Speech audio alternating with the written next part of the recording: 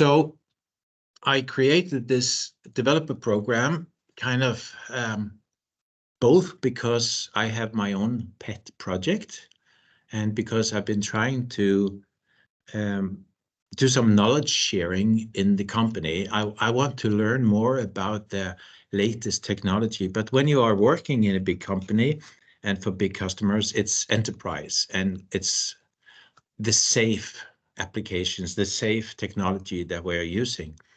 And I want to learn more about the new technology.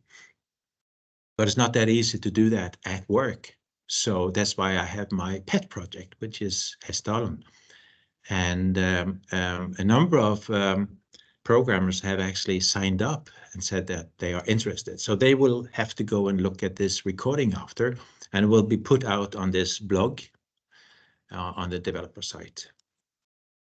So I have already tried to explain that on this site. I have a kickoff meeting, and I'm explaining that this project has done it. Yeah, it's actually looking for UFOs or anomalous phenomena. And so we have a blue box, we have a automatic surveillance camera, and this uses systems on the site, and we need that data to be put into a database and so on. And of course, we need the web page to explain to people what we have caught on this camera and so on. So we need just simple knowledge about web pages as well. So the reason to do this learning is basically to do some knowledge sharing, both at Capgemini, because now I can test out the latest in web technology. I can discuss the new stuff. Like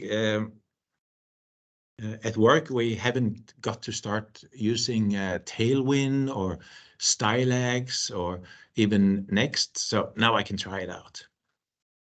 And good reason to help is actually, if you want to learn, the best way is to get experience. So this is an opportunity to do that.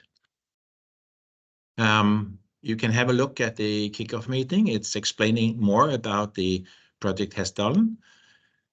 And now it's basically trying to put the focus on how do you get started. So I made this 3 steps: start it, build it, deploy it.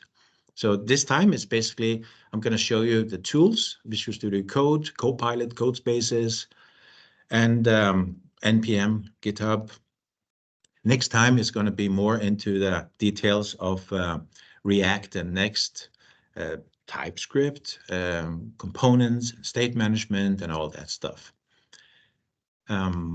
So on my developer blog, there is guides, and there's a comment here about Visual Studio Code, how you can go and install it. What I like about it, it's free. Everybody uses it. It runs on any platform: Mac OS, Linux, Windows, web. There's even, like, normally when you have to install your system, then the problem is that you also need to have the runtime system. So there's a lot to be kind of installed on your computer, but now you have the code spaces and everything spins up and there's no configuration, and it's basically free for whatever you want to do on just testing and learning. And then I'm also using Copilot, so maybe I'll have some time to comment on how you can use that. Very interesting. So this is kind of what you meet in the beginning. Okay, there's a link to Visual Studio Code. You have to download it, you have to install it, and then it's saying that, okay, wait a minute, you also need this and you also need that. So for some, I've noticed, like when I've done this with the testers, because they want to do test automation and then they need Visual Studio Code to program, then it's kind of a hassle.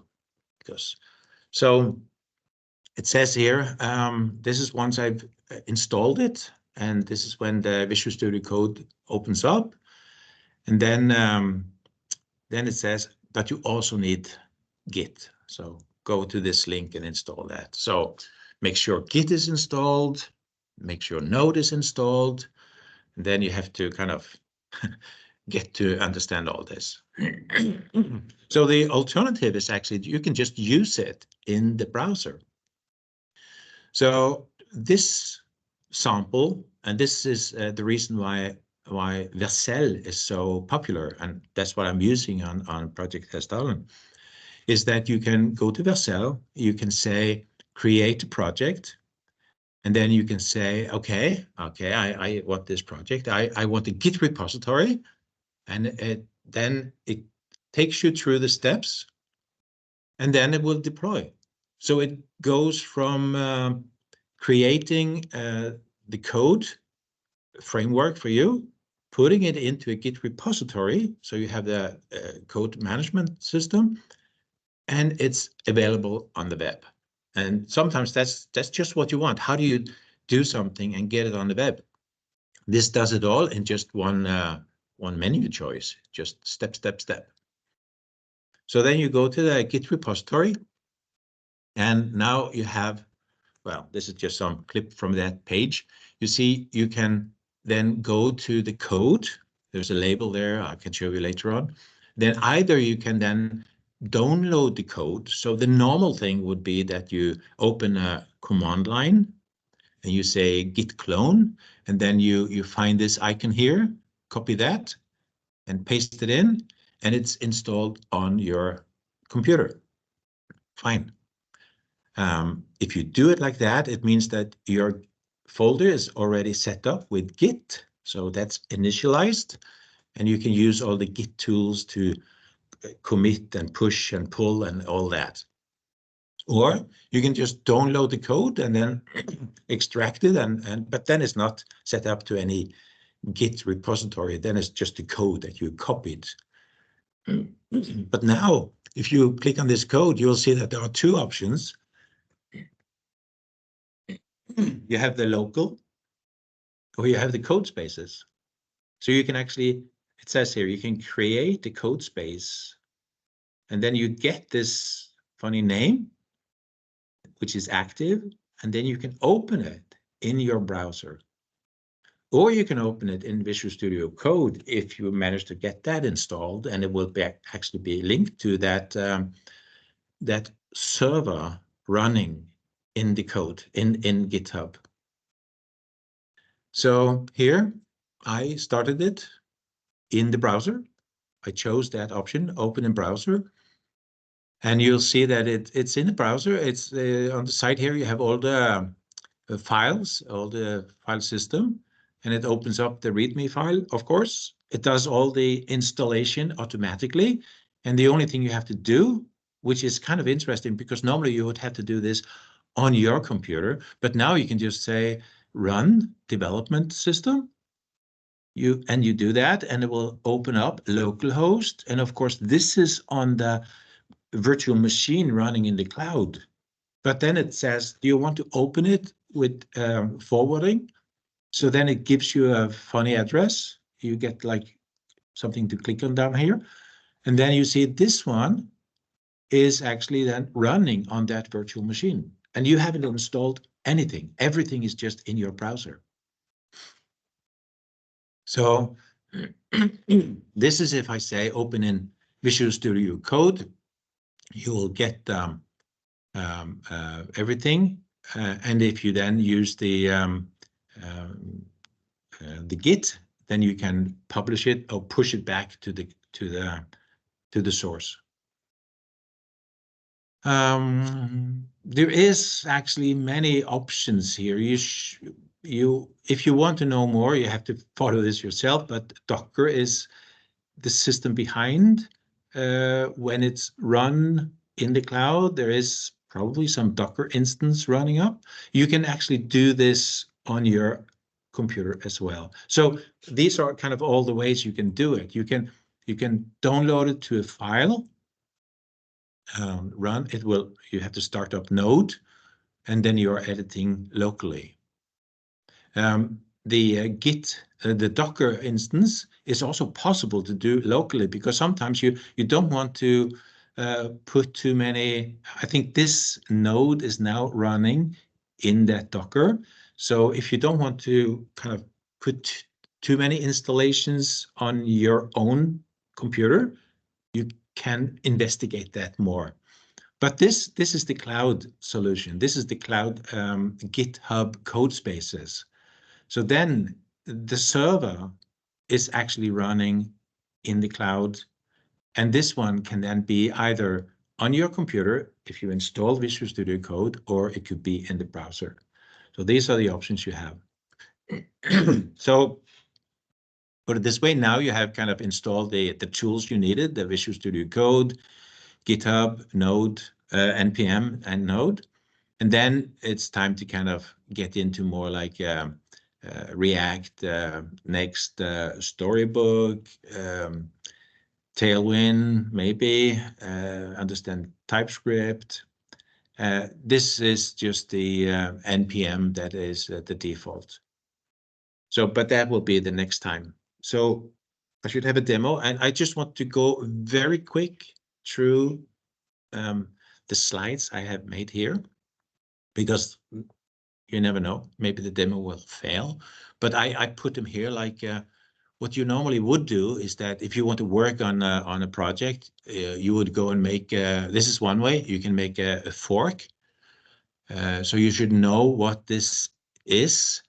If you fork a repository, it's still kind of connected to the original, but you put it onto your own account. So then but it's linked. So now it's, I have my own fork, and I open it in my browser so I can run it. And this is it. It says here, it took on, how many minutes did it take? Okay. It looks like it's running in localhost, but it says open in browser. So you click on that one and you get this funny address. Everything you do now, it will be instantly displayed in the browser. So this is the code, and let's say that I've done some changes. I can click on my Git tab, and I can put in some comments and commit that. I will see what is the changes, and I can sync it, meaning it goes to the main. So now we can actually say that I've done some changes on my fork, but I want to open pull request to the branch where it comes from, because this was taken from this project has done. Open a pull request, and then you will get to see, okay, compared to what is there on the original, this is the changes. You create a pull request. It will have some checks, and then finally you get, okay, everything is okay. So on the other side, I can see now my account is, I'm looking in project has done. Now I can see there's a pull request, and I can accept that. So this is how you can safely test a system on your machine, and then you push it to the source. So this is on my account now, back again to my account, and it says forked from, and yeah.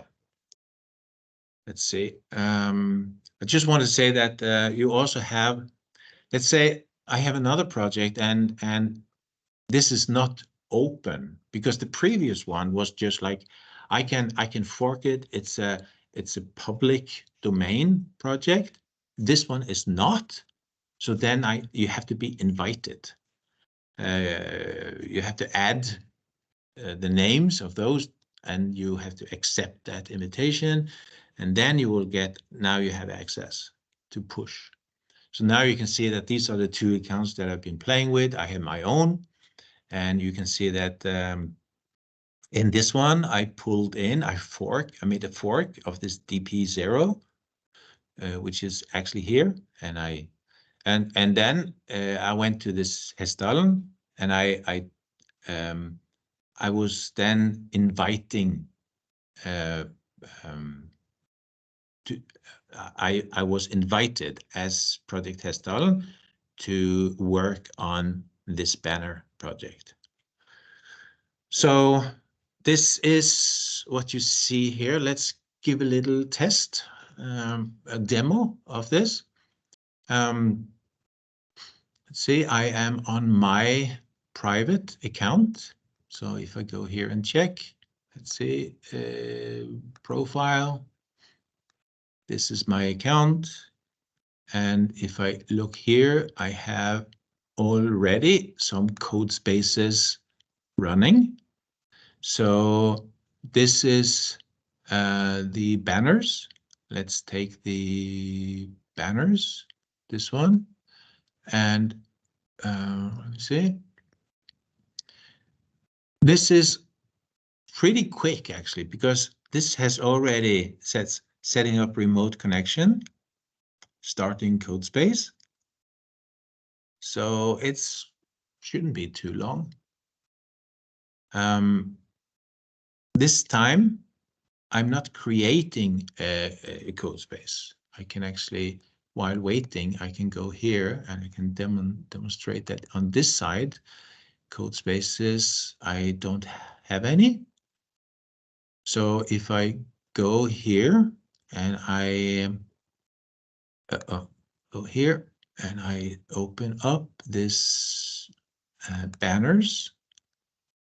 Remember, I am now on another account, but I have this code and I have an option here to create code space. So we'll see what happens.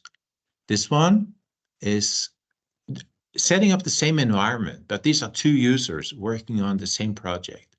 But in this one, I didn't have anything in the cloud running. In this case, I had. So you saw that my list of code spaces are here, two of them are running. It means that they are available. You see the options here are like, I can now open in browser. Let me see, I think I can then, I can delete, because if I refresh this page, I should see that now it's active. It's active. And now I can now stop it, or I can delete it. I'll explain a little bit what that means, because as long as you are running this, it's going to be counting how many hours you are using it. But if you stop it, it's just stored in the cloud.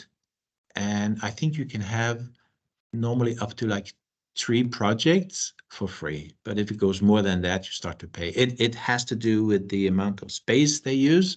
So if the project is big, maybe you can only have 2 for free. But what you see here is that this one, it's already done. I didn't look at that side, but this one actually went through npm install. So it now has, it did not have in the beginning, but it has all the modules installed. And now it's ready. It's not running, and this is also not running, but here I can go to the README and see what does it say. Probably that I should do like this, npm run dev, npm run dev, and it's going to tell me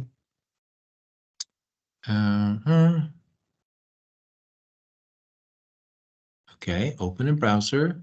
I'm going to put this browser here on the side. And this is just, I was playing around with something that is like responsive, and I was thinking like, how do I want it? So I have my A, which is the header, and I have these boxes, and I want to see how they work when they are kind of how responsive they are. And I was not happy with this, so I made another page. I can show you here. I have, these are the, this is the page I'm showing now, the default one. But then I made UI as a folder, and I have another page here. So if I actually go to that UI, then this is my alternative. You see I have this header, I have the footer, I have these boxes, and now I am actually a little bit more happy with how it is doing the responsiveness. I have a little bit of padding on the whole page, and even when it grows, it looks okay. So, but as you see here now, I have my page. Let's open it. And I think I kind of opened this one to show that I have GitHub installed, and this is the GitHub chat. So in this case, I marked something and I said, can you explain it? So I think I can ask basically for anything. Let's say I want to have a I want to have some function here that function remove all HTML tags. Okay, so it's just suggesting if I do that, and I can do like this, and you see I get a return, replace, and some regular expression, which is something I never really know how to do. I have to use tools to kind of test it out. But this is actually GitHub Copilot suggesting. So GitHub Copilot is like what's it called? Auto suggest on steroids. Because if I create some variables now, let's say I have a Kunst and in okay, show model, blah blah blah, and it's even suggesting maybe that's what you need. Okay, so now if I'm in here and I just say show, and of course it will automatically understand, okay, it's show modal probably. Are you going to put that to true? You can just kind of tab. So anyway, that's for another day. So what I've just shown you now is that this is using the file system, using the, now I have some changes, so I can look at the changes. Okay, only some extra lines. I can commit and so on. So if I do that, then I will also be able to make a pull request. And basically I don't have to go into GitHub. I can do most of this just from Visual Studio Code. Let me see. What did I want to say in addition now? Yeah. So I think I actually want to show you how I can create a project from default, from nothing. So let's do that. Let's go to Vercel.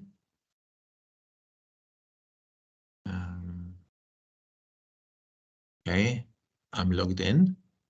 I have my hobby and I have my Hessdalen team. So these are two accounts that I have. And if I am on my hobby, let's see, and I can have create project. So this is starting from nowhere. I've just made an Vercel account and I want to start on a new project, and I can browse the templates to find many interesting alternatives. Maybe they are telling me like, okay, I want to create something like this, like that, or whatever, commerce. But I just want to do the very, very simple one, which is this one, boilerplate, next, React, next. So start, okay. Create a boilerplate next. So I want to have React Next tutorial. That's basically, I want to know how to use this. And then it has here, create private Git repository or not. I'll make it public for now. Okay. This is cool because now it's making the Git repository. So it's cloning it. It's setting it up. It's actually deploying it because now the GitHub repository is there. I guess if we go and have a look at this, let's see, and go to where are all my repositories. More, yeah. Can you see it? Let's see how it's doing here. Building. I think I should see it. Let's go to my repositories. Yeah, see, that's it. Here it is. And even here, if I want to start it up, it's the same thing, just start it up or do it locally and I can start it up. Let's see how it's doing here, because this one is now telling me that it's out there and running. So go to the dashboard and from my Vercel, I have a link back to the Git repository. I can use that and go and edit, but I can even visit this running page. This is now live. React next tutorial. That's it. That's the name of the one I'm running. So if I do any changes now, if I go to this one and say, okay, start this one up.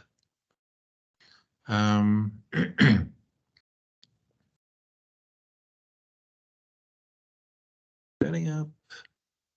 So now I'm starting up in the cloud. I haven't even installed it or opened it in my Visual Studio Code on this computer. But it's starting up here. Let's see. Almost ready. Okay. npm run. Oops, not ready. Not ready. Now it's doing, look, there's these node modules are now being installed. So it's getting all that. It's just looking at the package JSON and looking at what do I need. This is the stuff I need. So it's doing all that. So CodeSpace is basically like a virtual machine. You can start it up, and then when you're done, you can just throw it away because everything is in GitHub. That's where the source code is, and the machine doesn't matter because it's just like use it when you want it and throw it away after. Start it up again whenever you need it. Building run, npm run, done. Okay, so npm run dev. Okay. And then I get the question again, if you want to open it in the browser, yes. So the difference now is that this and that, this is live. If I do any changes to the code, let's put it over here. If I do any changes to the code, where did I do that? Yeah, next React, okay. And I go here and I open the page and I say it's a bit much with these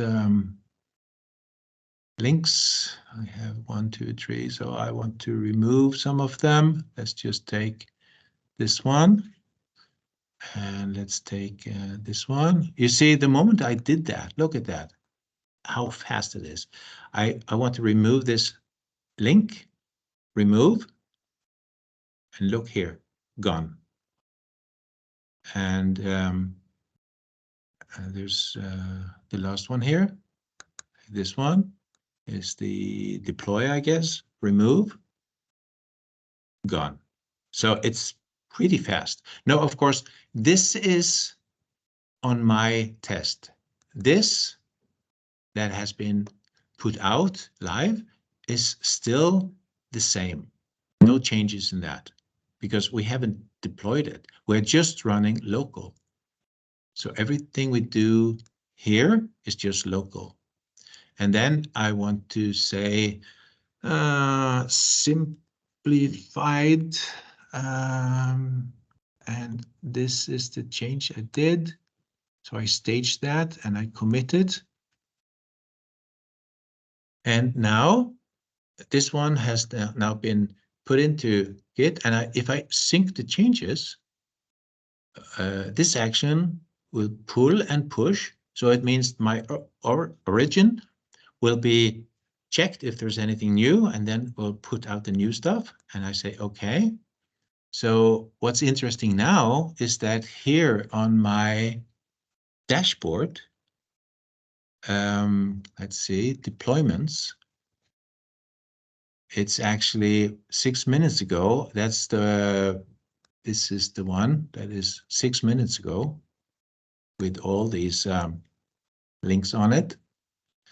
But now I have merged it. Why did I do that here? Would you like, yeah, that's fine.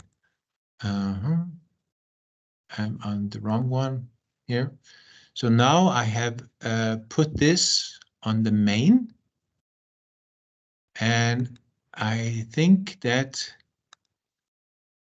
let's see if I can find this. I think I have to refresh it. Oops, we went to the up and we went to this page 7 minutes ago. Wait a minute. Oh, yeah.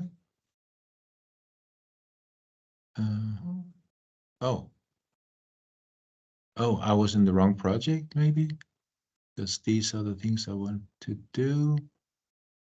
Page, removed links, and then commit, and now sync. Yes.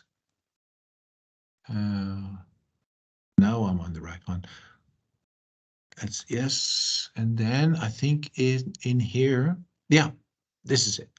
No, I'm in the right. Now, because I pushed this to the main branch, it's just the cell is just picking up. Whenever you do something on the main branch, it will take it, build it, deploy it. So as you see now, this is the local version.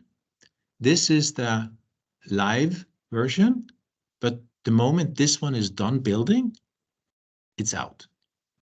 And I think this is so cool because it's so easy. So, okay, I'll give it a few seconds and go back here. So I don't even have Vercel on this list, but on Visual Studio Code, you should definitely learn about how you can edit properly with the keyboard. So there are like multi-cursor and easy selection and all that stuff. You can select many things all over the code. Like if you want to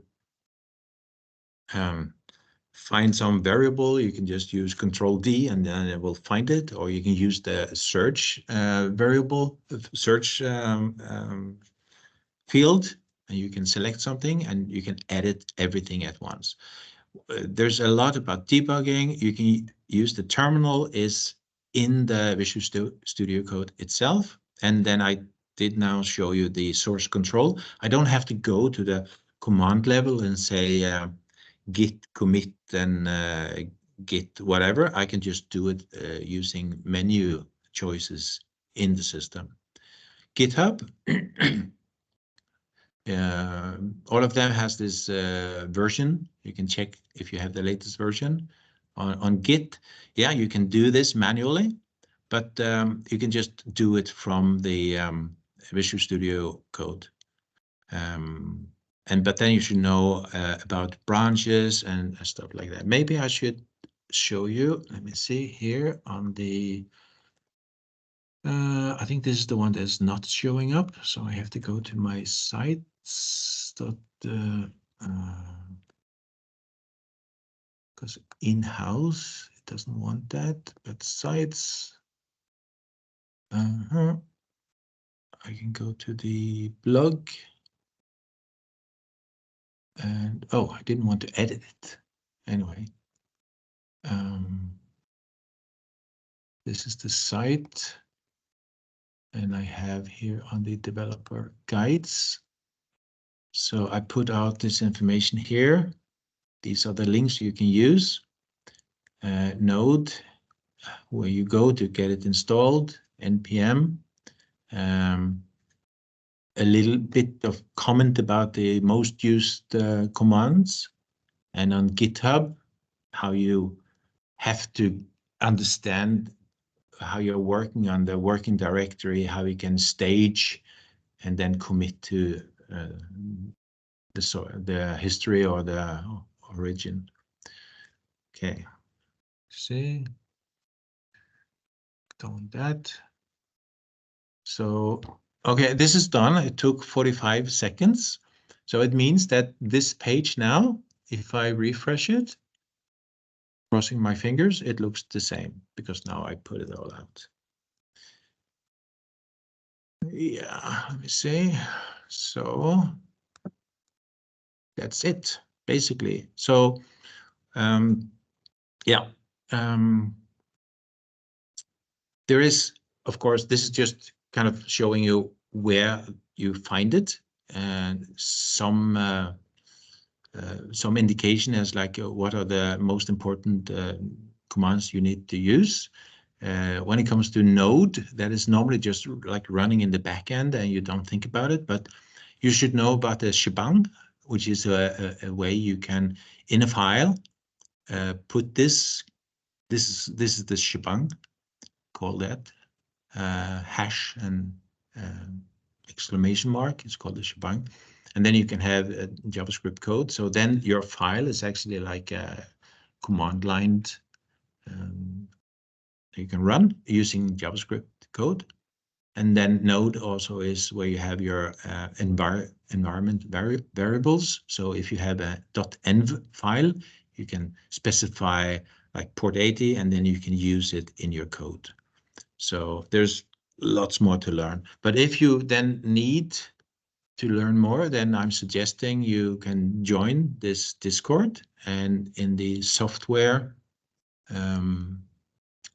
channel, that's where I'm going to be available for any questions. So that's it. Do you have any questions? Let's see if I can find you. Yes, I am having a question on the Copilot thing. Yes. So, are you using the GitHub Copilot? It's personally you are paying, or is Capgemini is paying? Now I am paying for it myself. That's true. At work, we have it's gonna be available. They have discussed it, but this is for the customer. So which is Equinor, and Equinor has said that they are going to make it available, but it's going to be maybe a month or two from now. We have had ChatGPT made available, so we can use that, and that's also kind of an interesting way of doing it. Let me see if I have that here, and see if I go to my account here, and I think it's here. So once again, this is my account. Continue with Google. Yes. And let's say that I want to center some text on a HTML page. What CSS should I use? You can ask it basically questions like that, and it will give you something you can play around and see how it works out. So even if you don't have Copilot, you can definitely go and use ChatGPT to get answer. Fred, on Other, on code spaces, do you feel like it slows down the larger the project is, or is it fairly consistent? that could be. I haven't experienced that it actually slows down. But if you say so, maybe that's true. I find it very convenient that Codespaces gives you no Copilot. No, say again. You were asking about Codespaces or Copilot? Yeah, code spaces. Codespaces is, of course, if you don't want to start up your Visual Studio Code, because it for some, and it all depends on like what kind of a computer do you have, but if you just want to do some editing, you want to do some coding, then Codespaces is nice. You don't need anything but the browser. But but Visual Studio Code is, of course, what I would suggest that you use. Perfect, thanks. Yeah. So, but to get started, Codespaces is beautiful. Yeah. Yeah, we have. So Fred, you share this presentation with me. I'll share with the more people in the community, and of course, Igniter, if they will find a little bit interesting and they want to know more, like a next step or something, then we can make a plan accordingly. Yeah, and my suggestion is that either you can ask me in that community that I refer to, or at work I'm telling you that we can have an AMA. So ask me anything, because maybe you would like to go more in detail on Codespaces or GitHub or maybe Copilot, and see how that works. Because on Copilot there are like, you can, I don't know if I can show it easily, but on Copilot you can easily just say, here I have the chat, and it's explaining that if I want to know anything, like I want to have this code, and I can use explain. So if I use slash here, it says explain or tests. So you can get help in creating tests, which is always annoying. I like this. You have a problem and you don't know what is the problem. You can ask Copilot to fix the problem, and it will suggest what's wrong. So maybe I can just introduce a problem. Let's say I have I can't even write that. Oh, yeah, I'm not in the edit mode. Let's see, and let's say I have a dev something, and I don't know if this will show up here. Fix using Copilot. So it's just checking, and it's saying, this is what you have. I suggest you do that. So if you can just accept. So whatever problem there is, it will just tell you, you have to do something, and you can use the Copilot to either explain or fix.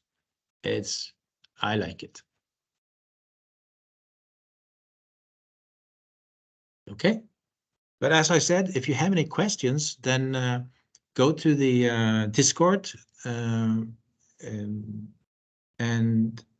or just send me an email. And Excellent. Yeah, okay. Yeah, thank you so much, Fred. Yeah. Thank you, Fred. Okay. Bye-bye. I will close the recording. Bye-bye. Awesome. Ha det.